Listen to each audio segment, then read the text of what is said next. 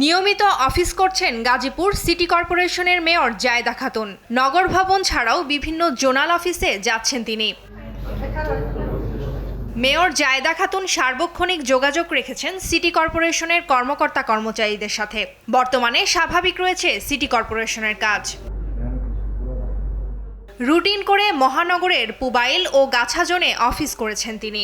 এ সময় তার সঙ্গে দুজন প্যানেল মেয়র ও কয়েকজন কাউন্সিলর ও সংরক্ষিত সহ সিটি কর্পোরেশনের ঊর্ধ্বতন কর্মকর্তারা উপস্থিত ছিলেন। মানুষের সেবা আমরা হোয়াটসঅ্যাপের মাধ্যমে দিছি, মোবাইলের ইন্টারনেটের মাধ্যমে।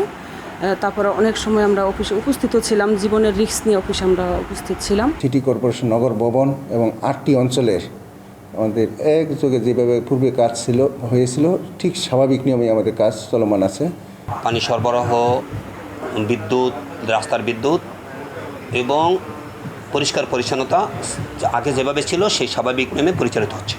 জনগণের ভোটে নির্বাচিত হয়েছেন, তাই দায়বদ্ধতা থেকে শত বাধা বিপত্তি উপেক্ষা করে সিটি কর্পোরেশনের কাজ চালিয়ে যাচ্ছেন বলে জানান মেয়র জায়েদা খাতুন।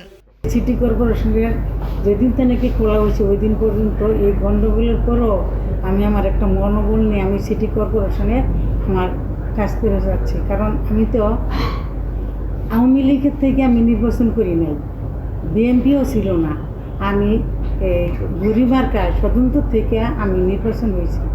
গত 20 জুলাই কোটা সংস্কার আন্দোলন চলাকালে মেয়র জায়েদা খাতুনের বাসভবন, সিটি কর্পোরেশনের 2টি আঞ্চলিক কার্যালয় ও কয়েকজন কাউন্সিলরের কার্যালয়ে হামলা চালিয়ে ব্যাপক ভাঙচুর ও অগ্নিসংযোগ করে দুর্বৃত্তরা।